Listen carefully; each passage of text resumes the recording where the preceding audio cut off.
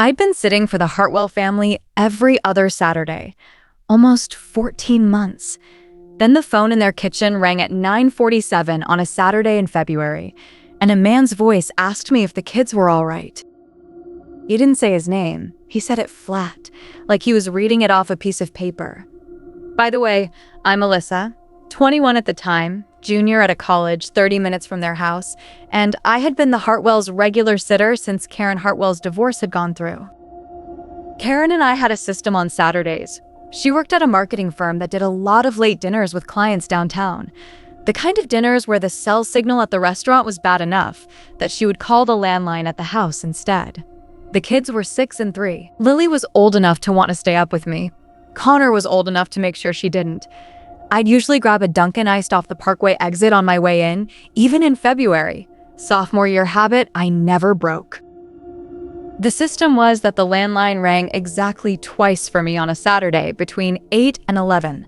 Once when Karen got to the restaurant, once after the entree came out. If the kids were both down, I told her so. If they weren't, I told her that too. I never had to be on the phone for more than 40 seconds. The landline was, as a matter of fact, the only line that worked reliably at the house. Karen lived in a pocket of the suburbs where the cell coverage went strange between two of the towers. I kept my own phone in the front room where it caught a thread of signal off the neighbor's repeater, and I treated the kitchen phone as Karen's instead of mine. That night, Karen had already done both her calls. The first one came at 6:40 as I was getting Lily into pajamas. The second came at 8:38 when the entree had been slow. She told me the client was dragging. She'd be home closer to 11:30 than 10:30. I told her the kids had just gone down. After that, the house was the kind of quiet a house with two sleeping kids gets. The hum of the refrigerator, the click of the heat coming on once, a car moving slow past the street outside. So when the kitchen phone rang at 9:47, I was already standing up off the couch before I'd registered which phone it was. Karen's 2 calls had already happened. There wasn't supposed to be a third. I walked into the kitchen. I picked up the receiver the way I'd picked it up about 30 times before across our Saturdays. The cordless against my ear, my voice already pleasant, expecting Karen with a third late check-in. The voice that came through was male, and it was not anyone I recognized. He said, "Are the kids all right?" I said, "Hi, who's this?" There was a pause. Maybe 2 seconds. Then he said it again, the same flat way. "Are the kids all right?" I told him I was sorry. Did he want me to grab Karen? And then I caught myself, because Karen wasn't there. I said, "Can I take a message? She's out for the evening." He didn't answer for another second. Then the line clicked. He hung up. I stood there with the phone against my ear for 10 seconds.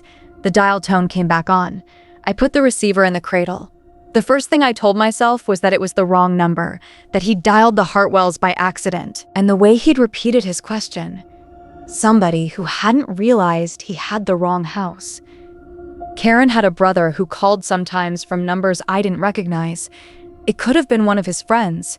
It could have been somebody who'd gotten the digits wrong on a school directory. There were a lot of explanations that didn't have anything to do with me being where I was. Then the kitchen phone rang again. Less than 4 minutes had gone by. I let it ring twice before I walked back from the front room. I picked up. Same voice. He said, "Are they both sleeping?" That was the question this time. Not, "Are the kids all right?" Are they both sleeping? He'd shifted the wording in a way that meant he had thought about the previous call after he'd hung up. I didn't answer him. I just held the phone. He waited about 3 seconds. Then he hung up again. The third call came at 9:55. I picked up because I'd already started to feel ridiculous about not picking up. The rule for the night was you answered the kitchen phone. And I hadn't been raised to break rules my employer had made about how to handle her own house. He didn't say anything this time. I could hear him breathing on the other end. 11 seconds. I counted them off in my head against the second hand on the kitchen clock. Then the click. The fourth call came at 10:03. I let it ring 4 times before I picked up. When I did, the same flat voice said, "Look outside, Alyssa." He used my name. He pronounced it the way Karen pronounced it, long S, soft Y. I didn't say anything back. I held the phone. He said it again. "Look outside." Then he hung up. I sat down in the kitchen chair next to the phone. The voice had used my name. The only people in the world who knew Alyssa was at the Hartwells tonight. Karen, my own mother, and one girl from my Saturday lab. The one who'd asked me what I was up to that weekend at 6 o'clock. None of them had a male voice. None of them knew the Hartwells' landline number.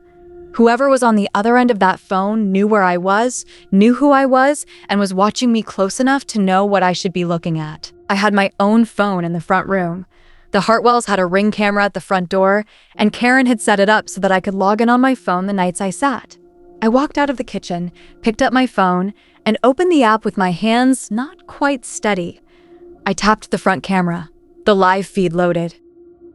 There was a man standing at the edge of the lawn, hood up, face angled toward the house. He wasn't moving. He was looking up, not at the front door, at the second-floor window over the porch, Lily's bedroom. The way he was standing was the way somebody stands when they have been standing in the same place for a long time. The kitchen phone rang again behind me. The same voice came through. I said, "Look outside." I called 911 with my own phone in my left hand, and the Ring app still open on the screen. I stayed on the live feed. I told the dispatcher there was a man on the lawn and I was alone with 2 children. The dispatcher kept me on the line. She told me to gather the kids in a room with a lock. I went up the stairs 2 at a time, picked up Connor first, then Lily, and I carried them both into the upstairs bathroom. I locked the door. I told them it was a drill. Lily believed me. Connor was too sleepy to ask. I sat with my back against the door, my own phone on speaker, the Ring app showing the lawn. The man hadn't moved. The dispatcher told me a unit was 8 minutes out. The man stood there for another 6. Then he turned, walked to the curb, and got into a sedan I hadn't seen pull up. The squad car arrived 3 minutes after he drove off. Karen got home at 11:15, white-faced, her mom on the phone the whole drive over.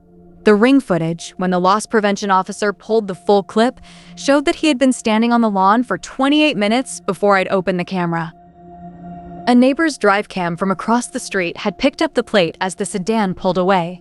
The patrol officer wrote it down. He told me they'd run it in the morning. He told me to try to get some sleep. The plate came back 2 days later. Karen's ex-husband had moved back to the state without telling her. There was a restraining order from before the divorce, and the violation alone got him picked up that Tuesday. He was charged with 2 counts of stalking and 1 count of violating the order. I never sat for the Hartwells again. Karen moved them to a different town 6 months later. The first question I ask any new family I sit for now is whether the kid's father is still in the picture. Some say yes, some don't. The ones who don't, I think about for a day before I tell them yes or no. I was 3 sub-jobs into covering a friend's babysitting circuit. A 6-year-old at the Halversons told me, halfway through her ice cream, that Mr. Night Person had said we couldn't have any after 8. She said it the same casual way she told me her favorite color a minute earlier. I was 23, in my last semester of a nursing program, covering for a friend who'd been in bed with strep for 10 days. The friend was Charlotte.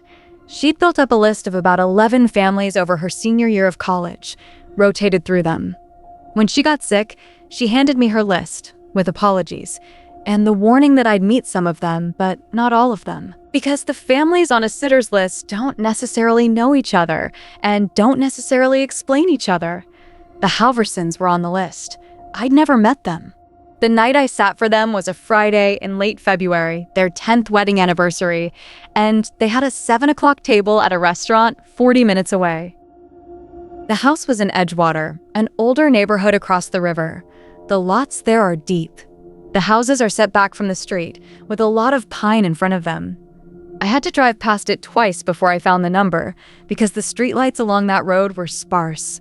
I'd stopped at the Wawa 2 exits back on the river road for an iced coffee, and the receipt was still warm in my coat pocket when I rang the bell. Mrs. Halverson opened the door at 6:50, already pulling on her coat. She walked me through the kitchen, the family room, and the kids' bedrooms in about 3 minutes flat. 2 things she pointed out felt slightly wrong.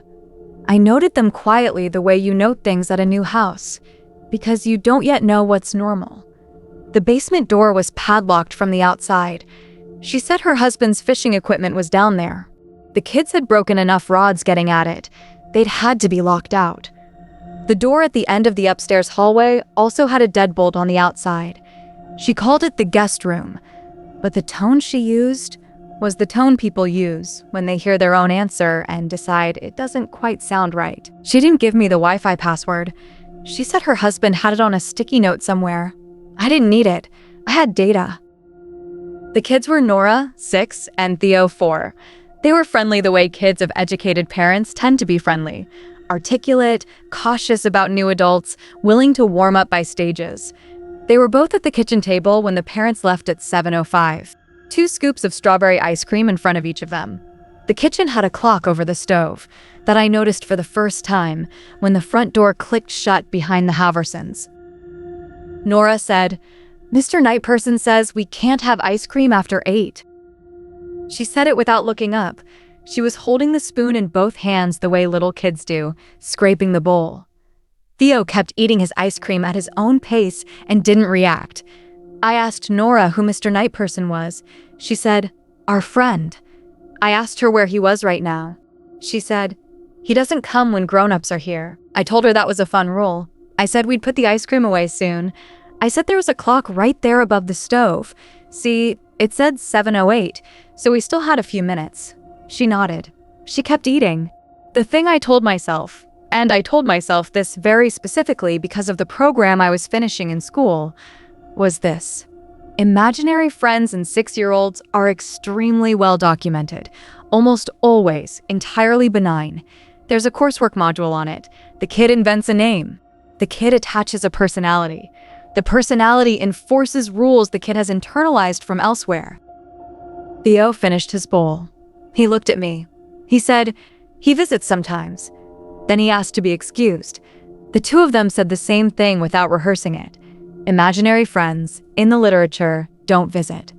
Imaginary friends are present. I cleared the bowls. Bath time was uneventful. Theo went down at 8:15. Nora wanted to read for a few minutes, and I sat in the chair next to her bed. Around 8:30, she said, "You know Mommy's middle name is Patricia." I said I didn't know that. She said, "Mr. Nightperson told me." I said, "Mr. Nightperson knows Mommy's name?" She said, "He knows lots of things." I told her it was time to put the book down. She put it down. I turned out the light. I checked the upstairs hallway clock on my way out of Nora's room, 8:43. I walked back through to make sure Theo was actually asleep and not reading under his blanket. He was asleep. On my way back past Nora's room, I noticed something. Something I hadn't noticed when I first turned out her light. There were 4 stuffed animals lined up across the foot of her bed, in a perfectly straight row. Bear, rabbit, fox, dog. Not arranged the way a 6-year-old arranges toys. Arranged the way an adult lays out place settings. I went back into Nora's room and asked her about the animals. She was already half asleep. She said, "We leave them out for him." I said, "For who?" She said, "Mr. Nightperson." I went to Theo's room. I shook him gently and asked him a question I shouldn't have asked a 4-year-old at 9 o'clock at night, but I asked it anyway. I asked him how Mr. Nightperson came in. He said it sleepily, eyes shut. He said, "Through the window. Sometimes." Theo's window was on the 2nd floor. I checked it. Locked. I went back to Nora's room and checked hers. Locked. I went into the upstairs hallway and stood for a second between the 2 rooms, with my hand against the wall. Then I went back to Nora's room one more time, because I'd had a thought I didn't want to have, and I opened her closet door. Her closet was deep. I went in. Behind a winter dress hanging at the back of the closet, taped to the inside wall just above her shoulder height, was a real Motorola walkie-talkie. Orange, kid grade, the kind of thing parents buy in pairs at Target. The talk button was facing out. The unit was on. The little green LED was lit. I peeled the duct tape off the wall, took it down, and brought it out into the bedroom light. I pressed the talk button. I didn't say anything. I just held it. There was static. Then there was breathing. Then a man's voice came through, calm and a little tired sounding, asking, "Nora, are you there?" He said it the way a grandfather asks a question.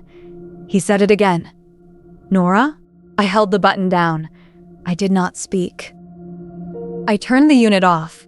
I put it in the hallway. I picked Nora up out of her bed without waking her, carried her to Theo's room, set her down beside him, and locked the bedroom door from the inside. I sat with my back against Theo's bedroom door for the next 2 hours. I didn't call the police. I'm not proud of that. I told myself the kids were safe, with the door locked and the walkie off, and a 911 call would scare both of them awake. I texted Mrs. Halverson once and just said, "Are you home soon?" She said they were on the way. I waited. The Halversons came in at 10:40. I came down the stairs holding the walkie. I told Mrs. Halverson everything. She turned to her husband. He said he had not bought that walkie. She said she had not bought it either. At 11 o'clock, I turned the walkie back on. The same voice came through after about 3 minutes. He said, "Nora?" Mrs. Halverson said, very quietly, "That's Henry."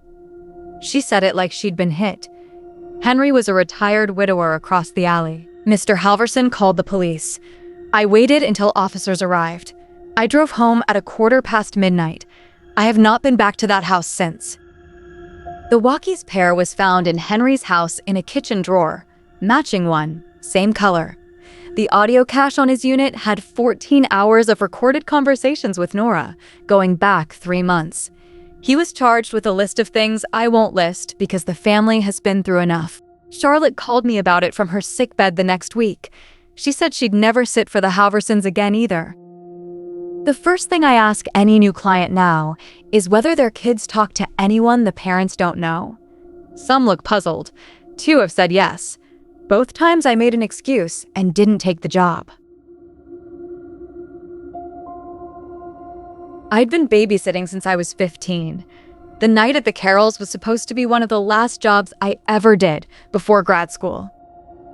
That was when a man in work clothes I didn't recognize started knocking on the back door. 9:02. I'll call myself Jordan. I'd taken the Carrolls' job as a favor to a cousin who'd promised them a sitter and come down with food poisoning that morning. I had never met the Carrolls. The cousin gave me the address, the cross street, and the names of the 3 kids. Maddie was 8, Ben was 6, Sam was 3. I'd swung by the Dunkin' near my apartment for an iced coffee on the way out because my cousin had warned me the Carrolls were a sit-late family. The Carrolls lived in a development I'd never been in, on a cul-de-sac with a hedge running down both sides of the road. I pulled up at 7:30 on a Saturday in March. Mr. and Mrs. Carroll were in their coats already, running late for a 7:50 block party 3 streets over. Mrs. Carroll did the house tour at speed. Kitchen, family room, kids' bathroom upstairs to the right, master at the end of the hall. She said no allergies, no popcorn for Sam because he'd choked once. She said she'd be back by 10. On their way out, Mr. Carroll turned around in the doorway and added one more thing, the way somebody tacks on an irrelevant detail. He said, "Oh, if a guy in work clothes shows up, that's our contractor. He was finishing the deck this afternoon. He might come back to grab his tools." I said, "Okay." They left. I locked the front door behind them out of habit. The cell coverage on the way in had been spotty.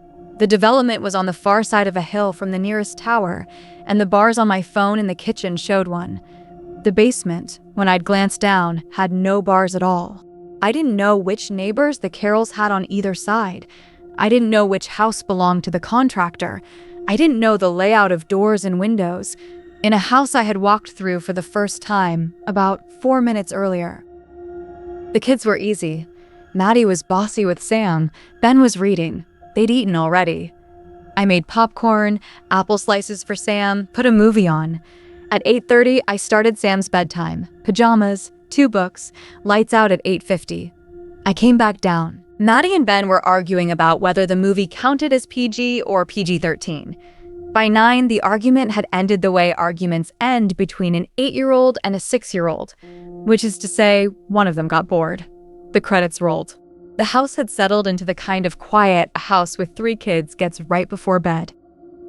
The first knock came at 9:02. 3 sharp raps. Back door. I was in the kitchen, putting cups in the sink. Through the kitchen window, I could see the back deck and the man standing on it. Work jacket, dark green, hood up against the cold. No tool bag at his side, no truck visible from where I was.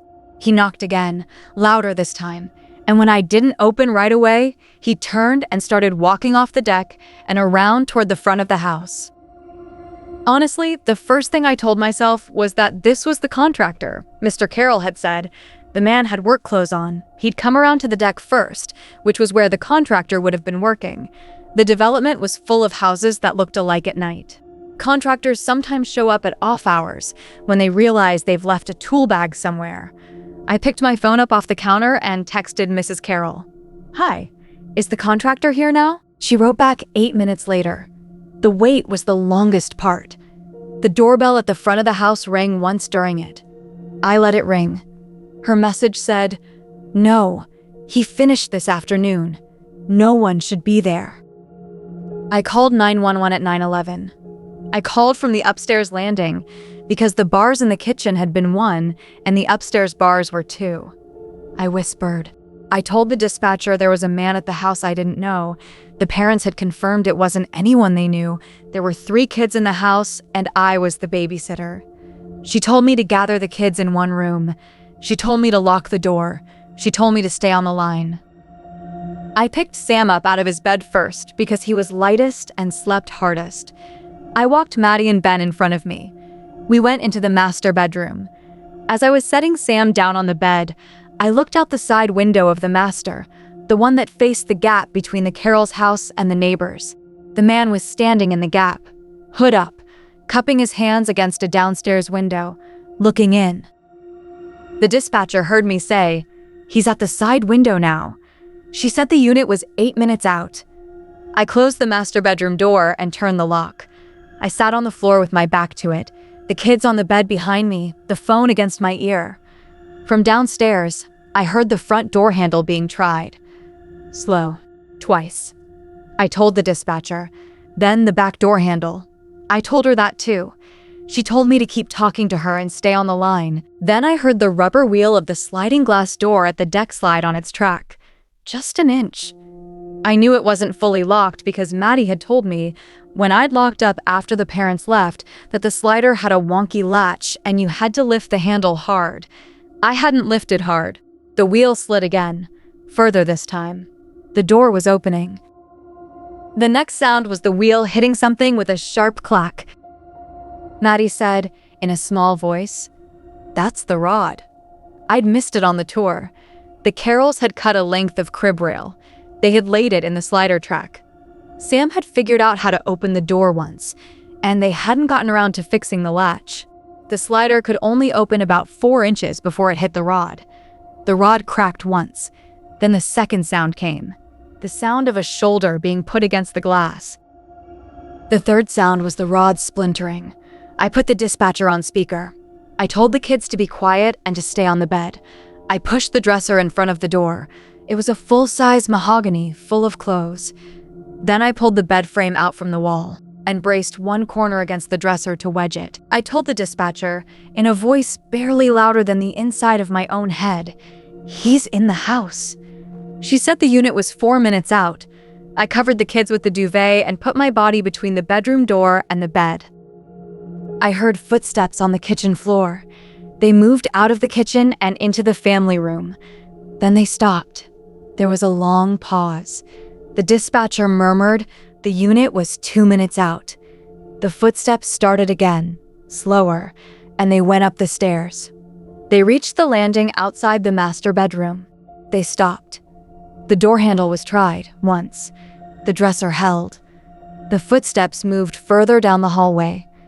Then I heard the sirens, faint at first, then closer. The footsteps inside the house went fast back the way they'd come, down the stairs, out across the kitchen, out through the slider. The officers pulled into the driveway at 9:23. They cleared the house from the front in. I stayed in the master bedroom with the kids until the sergeant knocked twice on the door, identified himself, and told me through the wood it was safe to come out. Mrs. Carroll got home at 9:40. Mr. Carroll was about a minute behind her, They had been 4 houses away the entire night. She didn't say anything to me for the first 10 minutes. She just held all 3 of her kids on the couch. The man was identified within 48 hours through a Ring camera at a house 3 doors down. He was a career break-in artist with a record across 2 counties. He had been casing the Carrolls for 2 weeks for Mr. Carroll's professional photography equipment, and he had not known there was a sitter that night. He took a plea on first-degree burglary and child endangerment and was sentenced to 7 years. I never sat for any family again. Twice a year now, I teach a 1-hour module to younger sitters at the local YMCA. It's called What to Do When There's a Knock. I tell them one thing every time. Assume the wrong people don't know you're there yet, and make them learn it from a locked door.